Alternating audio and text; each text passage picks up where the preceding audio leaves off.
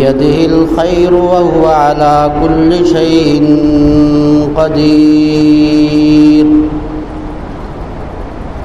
والصلاة والسلام على سيد الرسل وخاتم الأنبياء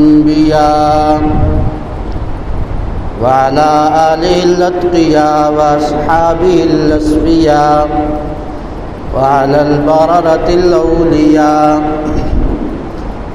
أما بعد، فأعوذ بالله من الشيطان الرجيم. بسم الله الرحمن الرحيم.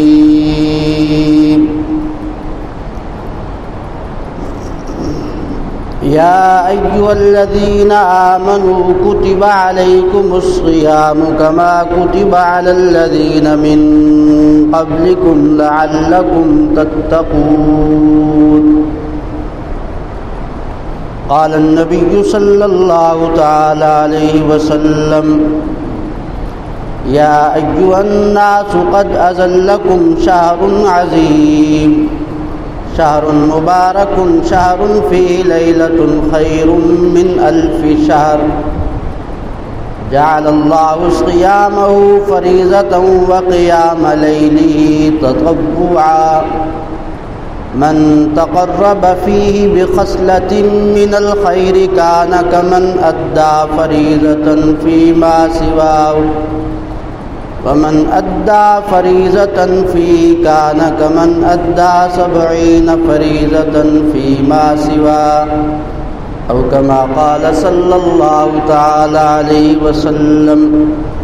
درود پاک پڑھ لیجیے. اللہم صلی علی محمد وعلی آل محمد كما صليت على إبراهيم وعلى آل إبراهيم إنك حميد مجيد. اللهم بارك على محمد وعلى آل محمد كما باركت على إبراهيم وعلى آل إبراهيم إنك حميد مجيد. برادران اسلام، عزیزان من، محترم بھائیوں، دوستوں اور عزیز ساتھیوں، گزشتہ دنوں میں کراچی گیا ہوا تھا، جس وجہ سے آپ کی خدمت میں حاضری کا موقع نہیں مل سکا. اب دوبارہ ہم انشاءاللہ اپنے ان سابقہ تمام سلسلوں کو جاری رکھیں گے. اس وقت ماہ رمضان المبارک کی آمد ہے.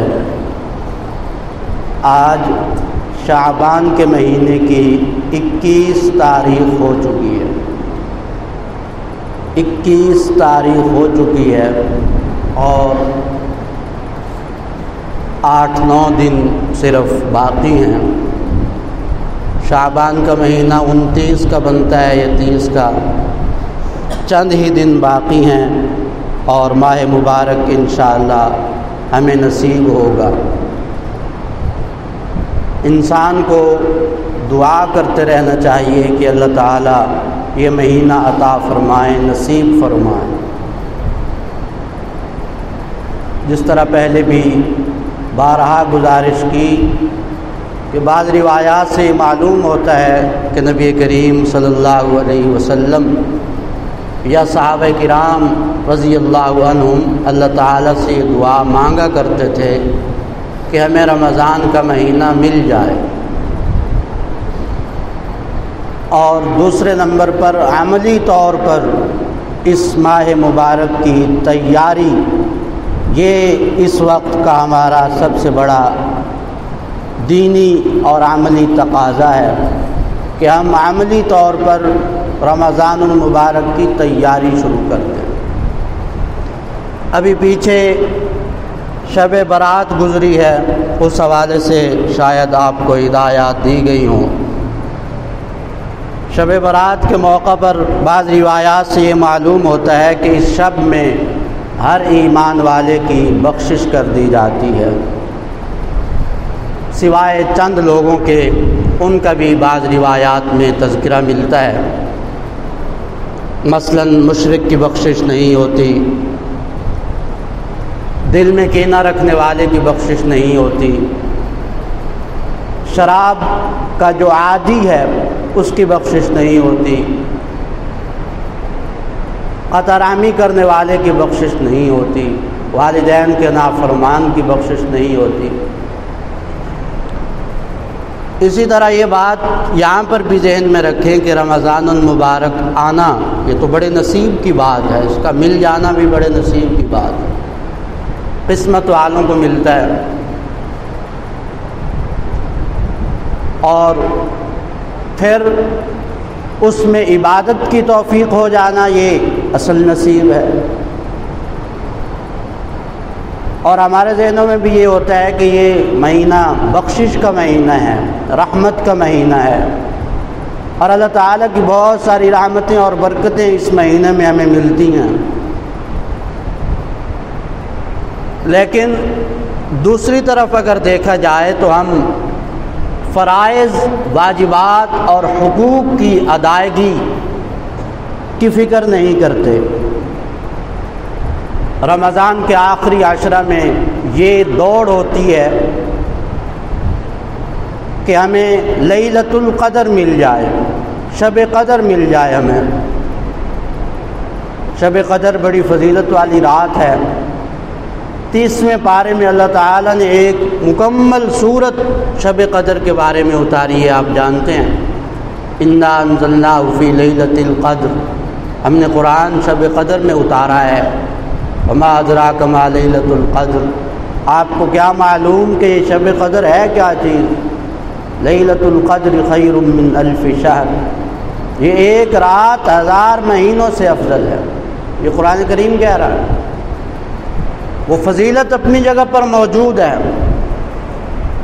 لیکن عام طور پر سمجھ یہ لیا جاتا ہے کہ ہمیں رمضان مل گیا، ہم نے رمضان میں روزے رکھ لیے، تراویح پڑھ لی، ہم نے اعتکاف کر لیا، ہم طاق راتوں میں ہم نے جاگ لیا، تو اب ہماری بخشش ہو گئی ہے اور ہم بخشے گئے ہیں۔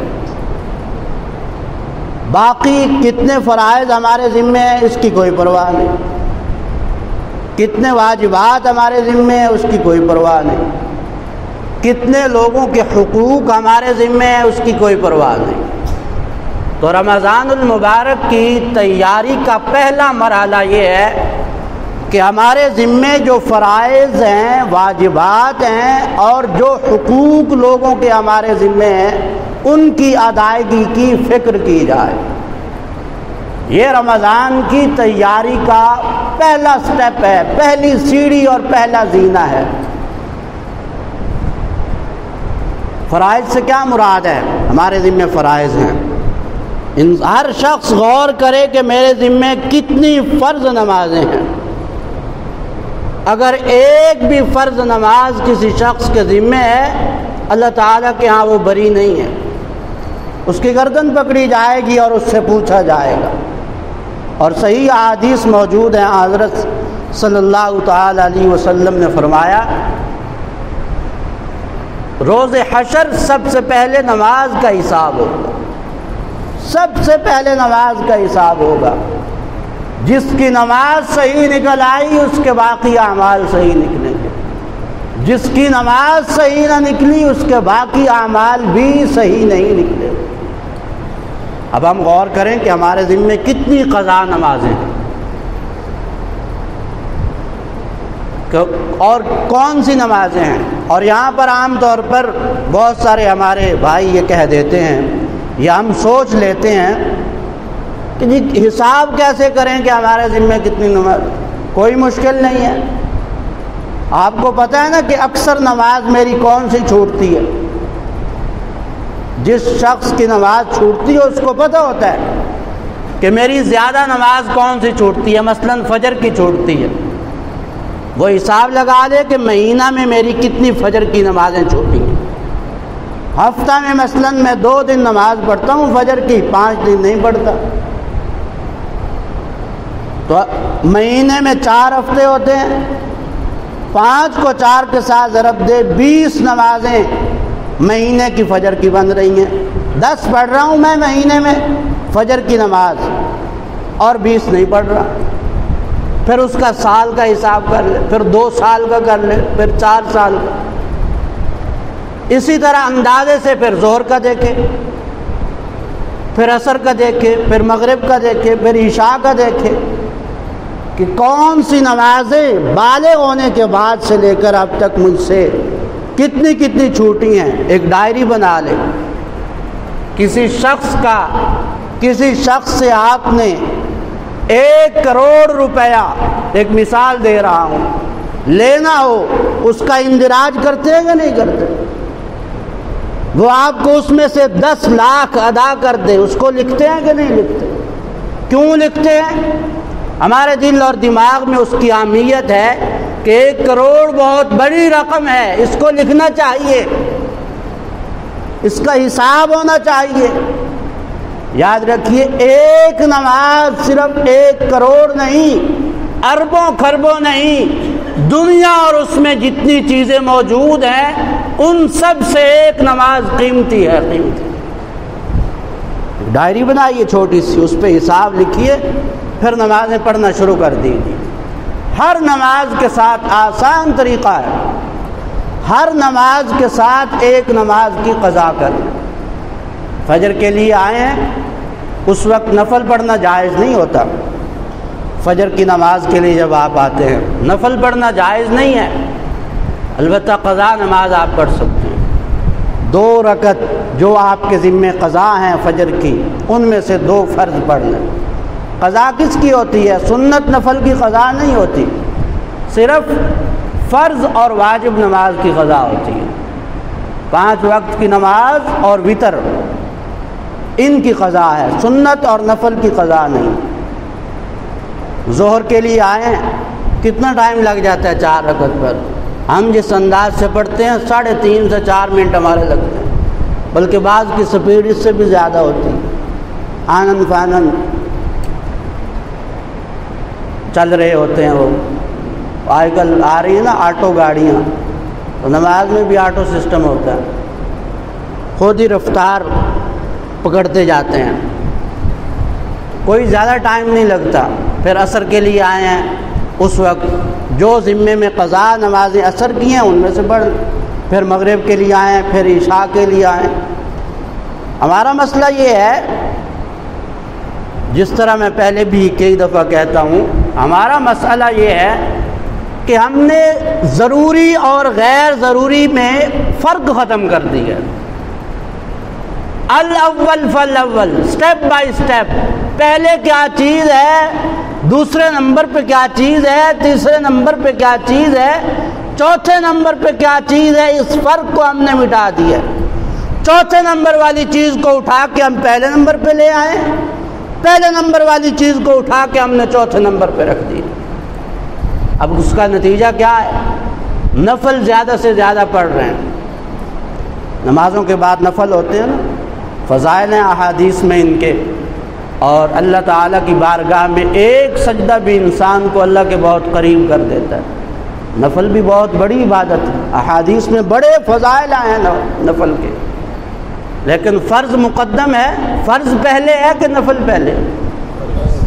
اب اگر کوئی شخص نماز کے بعد جو 2 نفل ہیں، ظہر کی نماز کے بعد ہیں، یا جمعہ کے بعد بھی ہیں، مغرب کے بعد بھی ہیں، عشاء کے بعد بھی ہیں، وہ کوئی 2 نفل نہ پڑھے تو لوگ کہتے ہیں دیکھو جی یہ تو نفل ہی نہیں پڑھتے، یہ تو نفل ہی نہیں پڑھتے۔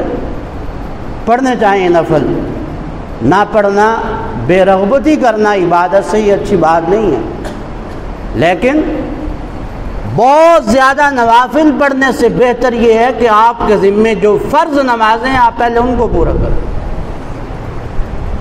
آپ پہلے ان کو پورا کریں۔ اس لیے پہلی تیاری رمضان کی یہ ہے کہ کیا کیا جائے، جو فرائض ذمے میں ہے۔ یہ ایک مثال دی ہے میں نے نماز کی۔ پھر روزے ہیں، زندگی میں کتنے روزے قضا ہوئے ہیں ان کو قضا کریں۔ رمضان آنے سے پہلے کوشش کریں، اگر 5-7 ہیں تو رمضان سے پہلے پورا کر لیں، اگر زیادہ ہے ابھی تو وقت کم ہے، رمضان کے بعد پھر رکھیں، ان کو مکمل کریں۔ یاد رکھیے فرض اور واجب اور حق یہ توبہ سے معاف نہیں ہوتا، یاد رکھیے اس بات۔ 1000 سجدے لاکھ سجدے آپ کر لیں، فرض نماز جو آپ کے ذمے میں ہے وہ قضا کرنے سے ہی ادا ہوگی، توبہ سے معاف نہیں ہوگی۔ کعبۃ اللہ کا غلاف پکڑ کے بھی آپ کہتے رہے نا، اے اللہ میرے ذمے جو نمازیں ہیں معاف کر دے، معاف کر دے، معاف کر دے، معاف کر دے۔ رول اور اصول کے مطابق یہ بات نہیں ہے، اللہ معاف کر دے اس کی مرضی ہے، لیکن اللہ تعالیٰ کا ضابطہ دیا ہوا یہ نہیں ہے۔ اللہ تعالیٰ کا دیا ہوا ضابطہ یہی ہے کہ جو فرض ہے اس کو ادا کیا جائے۔ اسی طرح زکوٰۃ ہے، گزشتہ سالوں کی زکوٰۃ ذمے میں ہے، اس کو ادا کیا جائے۔ گزشتہ سالوں کے فطرانے ذمے میں ہے، اس کو ادا کیے جائیں۔ گزشتہ سالوں کی قربانی ذمے میں ہے، اس کو ادا کی جائے۔ لوگوں کے حق ذمے میں ہیں، کسی سے قرض لیا ہوا ہے، اگر پتہ ہے کہ کس سے لیا ہوا ہے تو اس تک پہنچایا جائے، جا کر اس سے بات کی جائے۔ ہمارا مسئلہ یہ ہے کہ ہم قرض لے کر پھر بھول جاتے ہیں۔ کتنے دن کے لیے چاہیے جی؟ 1 مہینے کے لیے آپ مجھے 10 لاکھ دے دیں برائے مہربانی، آپ مجھے ساری زندگی سے جانتے ہیں، بس جو ہی 1 اپریل آئے گی میں آپ کو دے دوں گا۔ اب 1 اپریل بھی آ گئی، مئی بھی آ گئی، اور جون، جولائی، اگست، کئی اپریل گزر گئے۔ آج دیتا ہوں، آج دیتا ہوں، کل دیتا ہوں، میں کوئی بھاگ رہا ہوں یار؟ بھائی آپ کے بھاگنے نہ بھاگنے سے ہم نے کیا کرنا، ہمارے پیسے واپس، پھر چاہے بھاگ جاؤ، ہمیں کیا ہے، ہماری یہ عادت ہے۔ وہ ہمارے ایک استاد کہتے ہیں کہ قرض حسنہ کا مطلب یہ ہے کہ قرض لے کر ہنس لو۔ قرض حسنہ کا مطلب یہ ہے کہ قرض لے کر ہنس لو، بس یہ قرض حسنہ ہے۔ تو ہماری بھی یہی صورتحال ہوتی ہے۔ مطل الغنی ظلم، رحمت عالم صلی اللہ علیہ وسلم نے فرمایا مالدار شخص کا ٹال مٹول کرنا، قرض کا ادا نہ کرنا یہ ظلم ہے۔ وَالظُّلْمُ ظُلُمَاتٌ یوم القیامہ، اور ظلم قیامت کی تاریکیوں میں سے ایک تاریکی ہے۔ حق ادا کیے جائیں۔ اسی طرح بہنوں اور بیٹیوں کا حق اگر آپ کے ذمے ہے، ان کی میراث آپ کے قبضے میں ہے، خدا کے لیے ہاتھ جوڑ کر کہوں گا ان کو دے دو۔ یہ گردن کا پھندہ ہے، پھندہ، ایک بالشت بھی، صحیح بخاری، صحیح مسلم اور حدیث کی تمام کتابوں میں یہ روایت موجود ہے، ایک بالشت بھی اگر کسی کی ناحق کھائی، قیامت کے دن جہاں تک زمین ہے وہاں تک دنسایا جائے گا۔ بہنوں اور بیٹیوں کی میراث اگر آپ کے پاس ہے، روزے رکھنے سے معاف نہیں ہوگی، یاد رکھیے، نمازیں پڑھنے سے معاف نہیں ہوگی، وہ ادائیگی سے معاف ہوگی۔ اور یہاں پر فلسفہ عام طور پر یہ بیان کیا جاتا ہے کہ وہ بہن نے معاف کر دیا تھا، اس نے خود ہی کہہ دیا تھا کہ میں نہیں لیتی۔ کیوں کہا تھا اس نے؟ کیوں کہا تھا؟ اس کو پتا تھا والدین کے بعد میرے پاس ایک ہی جگہ ہے جہاں میں دکھ سکھ کے وقت آ سکتی ہوں، اس سے اگر میں نے یہ 2 مرلے زمین لے لی تو اس جگہ سے بھی جاؤں گی، پھر دنیا سے میرا کوئی آسرا ہی نہیں رہے گا۔ اور جو بہنیں لے لیتی ہیں پھر یہی ہوتا ہے کہ نہیں، اس سے بھائی کاٹ، 5 مرلے زمین کے لیے بھائی سے 5 مرلے زمین لے لی۔ آپ کیوں نہیں لے دیتے؟ بہنوں کو دینا چاہیے یا ان سے لینا چاہیے؟ عورت کی کیونکہ 2 طرف سے ہوتی ہے نا ذمہ داری اور میراث، باپ کی طرف سے بھی ہوتی ہے میراث اس کی، والدین کی طرف سے بھی اور شوہر کی طرف سے بھی، اس لیے شریعت نے اس کا حصہ شروع سے ہی کم رکھا ہے۔ للذکر مثل حظ الانثیین، مرد کا ڈبل ہے، عورت کا اس سے کم ہے۔ اگر ہم وہ بھی نہ دیں پھر آپ چاہے ہزاروں حج کریں وہ حق معاف نہیں ہوگا۔ رمضان کی تیاری کا پہلا مرحلہ کیا ہے؟ بولیے، فرائض واجبات کی ادائیگی اور حقوق کی ادائیگی۔ نمبر 2، تقوی اختیار کرنا، ابھی سے اپنے آپ کو گناہوں کے چھوڑنے کا عادی بنانا۔ انسان جھوٹ نہ بولے، انسان غیبت نہ کرے، چغلی نہ کرے۔ حدیث پاک میں رحمت عالم صلی اللہ علیہ وسلم نے فرمایا لا يدخل الجنت قطات، چغل خور جنت میں نہیں جائے گا۔ جن رشتہ داروں سے رشتہ ناتا ختم کیا ہوا ہے ان سے رشتے ناتے قائم کریں۔ آپ نے فرمایا لا يدخل الجنت قاطع، رشتہ ناتا توڑنے والا جنت میں نہیں جائے گا۔ سل من قطعک، جو تم سے رشتہ توڑے اس سے رشتہ جوڑو۔ واعف عمن ظلمک، جو تم پر زیادتی کرے اس کو معاف کرو۔ واحسن الی من اساء الیک، جو تم سے برا کرے اس سے اچھا کرو۔ رمضان آنے سے پہلے، رمضان آ گیا، مسجد میں بیٹھے آپ اعتکاف بیٹھ گئے، روزہ بھی رکھ رہے، تراویح بھی پڑھ رہے ہیں، لیکن دل میں کسی مسلمان کا کینہ ہے، شب قدر میں بھی آپ کی بخشش نہیں ہوگی۔ یاد رکھیں اس بات، یہ طے شریعت کے اصول ہیں جن کو میں اور آپ توڑ نہیں سکتے، جن سے ہم لڑ نہیں سکتے۔ طے شدہ شریعت کے اصول ہیں یہ، جو رحمت عالم صلی اللہ تعالی علیہ وسلم نے بیان فرما دی ہیں۔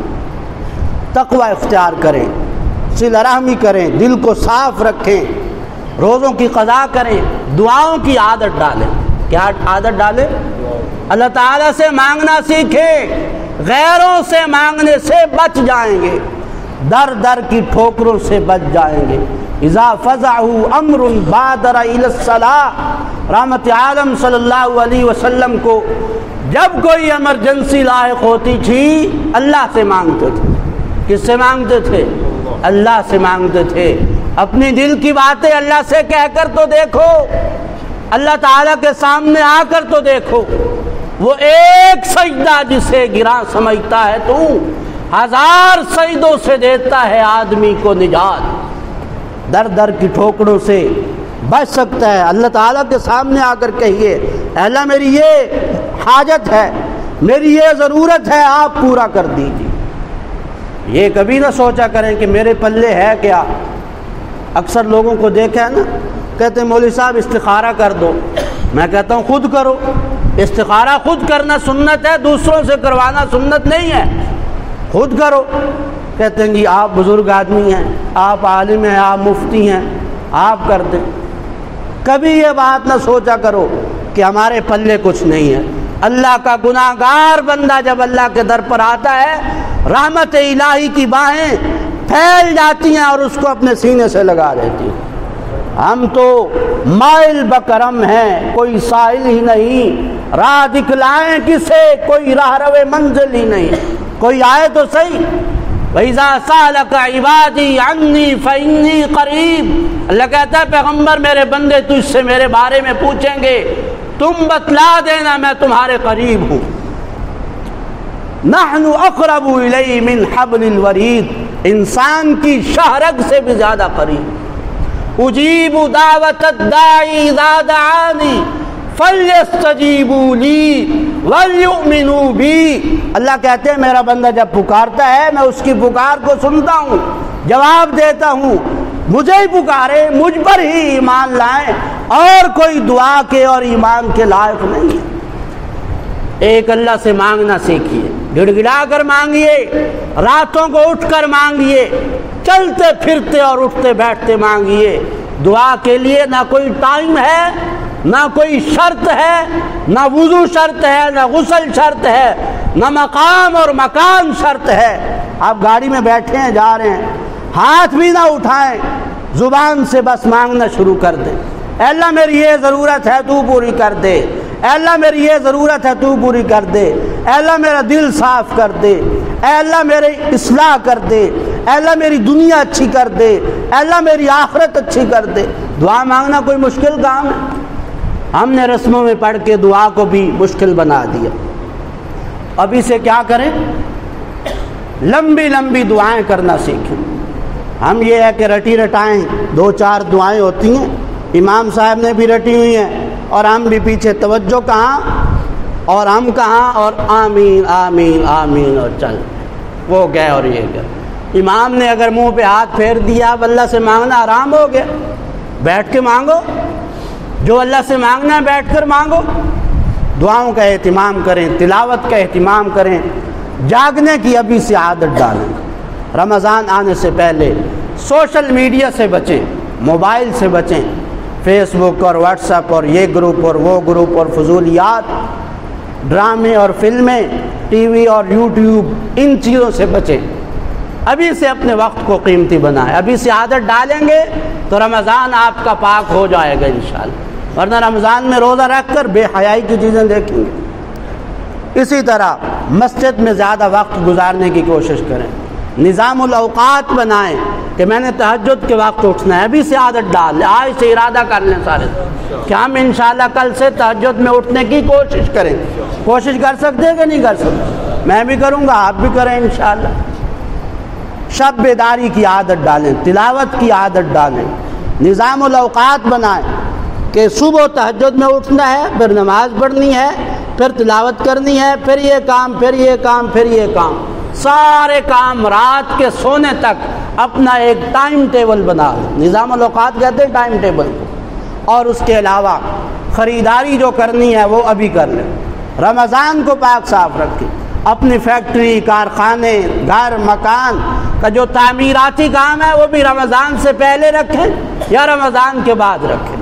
اپنے مزدوروں، اہل خانہ سے کام کا بوجھ کم رکھیں۔ یہ ساری چیزیں رمضان کی تیاری میں داخل ہے۔ حق تعالی ہمیں رمضان کی تیاری اور پھر رمضان اور پھر اس کی برکتیں عطا فرمائیں۔ وآخر دعوانا الحمد للہ رب العالمین۔